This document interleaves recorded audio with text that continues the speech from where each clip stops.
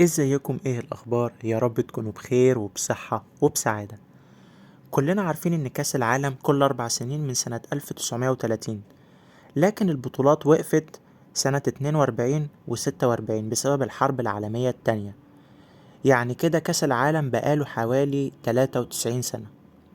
اللي صمم كاس العالم سنة 2022 هو الفنان الإيطالي الجميل سيلفيو جازانيجا، اللي اختارته الفيفا مخصوص علشان خاطر يصمم كاس العالم. كأس العالم متصنع من 18 قيراط من الذهب، 18 قيراط، وقاعدة مرمر. أنا كده قلتلكم معلومات عن كأس العالم. تعالوا بقى نتكلم عن أغرب الحوادث المضحكة اللي اتسرق فيها كأس العالم. أول مرة اتسرق سنة 1966 في بطولة استضافتها إنجلترا. كله اتفاجئ بغياب الكاس، اللي كان مسؤول عن عملية البحث ساعتها بوليس اسكتلندا بمساعدة الكلب بيكلز لحد ما لقوه.